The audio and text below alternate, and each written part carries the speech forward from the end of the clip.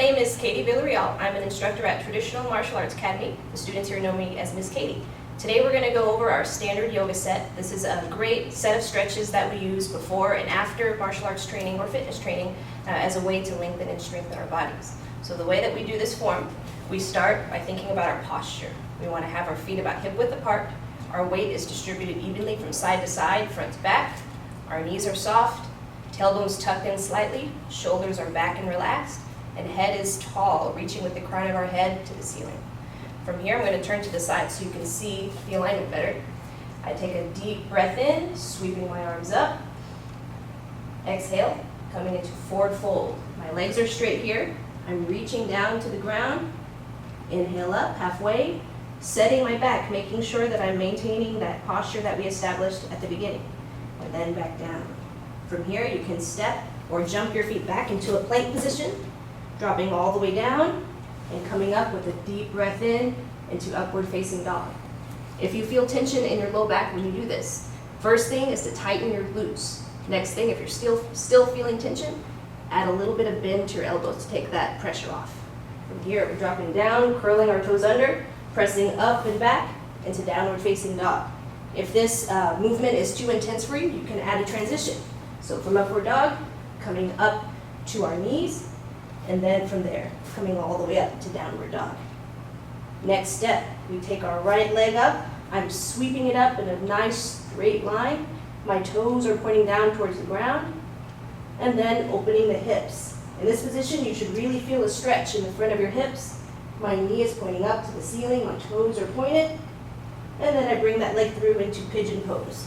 Now when we do this stretch, the most important thing is keeping your hips square. If you find that you're rolling out to the side, think about squaring up, pointing your belly button straight down towards the floor. And from here, you can come down as far as it is comfortable. And we do the same thing on the other side. So my transition with another upward dog, big breath in, dropping down, curling the toes under, downward dog, and then we repeat the left side, sweeping our leg up, pointing the knee up to the ceiling, opening those hips, and pigeon pose on the other side. Hips are square, and coming down. Good. From here, transition again, lots and lots of upward downward dog. And then we come up into straddle stretch. Now, when I do this, I want to think about toes up, heels out, back nice and tall. We still have that neutral posture that we established at the very beginning. My crown is reaching up high. I sweep my arm up and over, my chest is open here. We don't want to curl forward like this and collapse our chest. We want to really open it up. You should feel this in your ribs as well. From here, come to the other side, same thing, sweeping my arm up and over, really reaching with your fingertips towards the wall. And then straight down the middle. Now when we do this, it's very, very common for people to want to curl their back in for that stretch. And to get the most out of your stretch, you want to think about shoulders back, nice tall body, and then leaning forward. Maybe you can't reach as far, but that's not our goal here. Our goal is to lengthen and strengthen. Right. All right, after we're finished with our straddle stretch, from here, I'm bringing my legs in. You can shake them out here if you need to. Swinging the legs around, back to our upward facing dog, dropping down, curling the toes under, downward facing dog. The next stretch is called frog stretch. When we do this, we drop the knees, and then we make as much space as we can between our knees. So getting those as far apart as you can comfortably. Then we can set our feet 90 degrees at the knee and 90 degrees at the ankles. If that feels okay, you can even try a wide angle or a narrow angle. This will change the stretch a little bit, so you can play around with that and see what feels good. Once you have your legs established, we want to really think about tucking in that tailbone, then pressing straight back into the stretch. This is one that you want to go really slowly with. There's a lot of very small muscles in the groin, and you don't want to pull those because that will hurt a lot and it takes a long time for them to heal. From here, I come out of that stretch nice and slow, and the next stretch is seated twist. Now there's a couple variations for seated twist. I can have a straight leg with my other leg over. I'm tucking my knee into my elbow, the crook of my elbow, and turning. You can also use the back of your arm. You can also pull with your hand. just as long as you're getting that twist, getting that knee to the opposite shoulder. If you're a little more flexible, you can try tucking in this leg. So I bring it in close to my bottom, the other leg is still on top, and in this stretch we want to make sure our bottom's flat on the ground. You don't want to be leaning to one side. From here, I put that in the crook of my elbow to create a twist and look over my shoulder. This is one that you'll really feel in your glutes, in your hips, and sometimes in your low back, depending on where you are tight. Then we do the same thing on the other side, making sure our bottom's flat on the floor. Nice tall back and twist. All right, so we're in our seated twist. From here, we're going to do another transition. So our old friend, upward downward dog. So dropping down, coming up, stretching the front of our body, dropping down, curling the toes under, pushing those hips up and back into downward facing dog. From here, we're going into a quad stretch. When we do this, we drop one knee, other foot comes right between the hands. This puts us at a nice 90-degree angle for the knee here and back here. When we do a quad stretch, the most important thing is to tuck in your tailbone before pressing forward into the stretch. This will get the most out of your stretch. When we do this, the advanced version is to take your opposite hand. So my right hand is going to grab my left foot and bring it up towards my bottom. And then I reach up towards the ceiling to create long length from my palm all the way to my knee. If this is difficult for you to do, if you're not able to grab your own foot, you can use a wall or some other stable structure to support your foot. So that looks like, same thing, I set up, one knee down, my other foot is going to come up to the wall. So I want to get close enough to get a good stretch. I'm still standing up nice and tall, but now I'm using the wall instead of my hand. And if you're feeling stable, you can practice having one hand up as a preparation for the more advanced variation.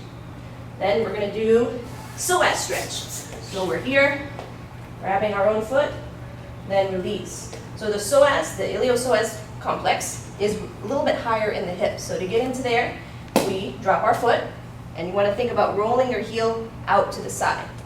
Just like with the quad stretch, the most important thing is to tuck your tailbone before pressing forward into the stretch. Once you get to the end range of motion, as far as you can go comfortably, if it feels okay, you can add a little bit of a twist to the outside to increase that stretch. And then coming back.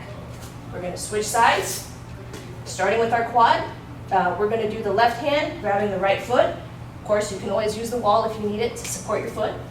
Reaching up towards the ceiling with my right hand. When we do this stretch, another thing to think about is having a flat palm to the ceiling. This creates a lot of stretch in your fingertips, all the way down your arm and down your side. Once we've done our quad stretch, we're going into our psoas. Pressing our back heel to the outside, tucking in our tailbone, pressing forward. Really feeling that stretch where the hip meets your body. And then we can come out of that and transition again. Upward dog, dropping down, downward dog. And then from here, we have crow pose. Now this one's a pretty challenging pose. When we do this, we're balancing our knees on the backs of our arms, on our triceps. And when I do this stretch, one thing that helps me a lot to be balanced is thinking about squeezing in with the knees at the same time as I'm pressing out with my elbows. This creates a dynamic tension, kind of like a tension bridge. So when I do this, I bring my feet up to my hands, make sure that your elbows are bent so you create a nice little shelf. I bring my knees kind of to the outside of the backs of my arms. I'm pushing out with my elbows and squeezing in with my knees. I lift. From here, I'm looking about 6 inches in front. I don't want to look straight down because that's going to bring my head to the ground. I want to look a little bit in front of me to stay balanced.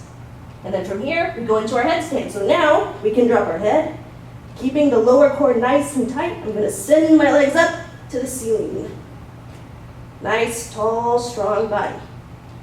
And then coming back down to crow, returning to that position, pushing off the ground to get my head up, back to crow, and then I can set my feet on the ground. And then we finish just like we started. We come back to our forward fold, flat, straight knees, nice flat back of the body, and then sweeping the arms up, big breath in, and out. And that is our yoga set. So the yoga set that we just went over has a lot of different uses. Before exercise, especially in martial arts where there's a lot of demand on the body to do things like kicks that requires a lot of flexibility, you can go through this set pretty fast, only holding each pose a few seconds. This is a great way to get warmed up and to get everything moving and to prevent injury. If you do the set after exercise, this is a great time to focus on developing flexibility because we're working with really soft, warm, pliable muscles. So if you choose to do this after you exercise, it's best to hold those poses for a little bit longer so you can really give the muscles a chance to stretch out, especially if you've been doing a lot of explosive movement that tightens up all of the muscles because it'll help to stretch it back out.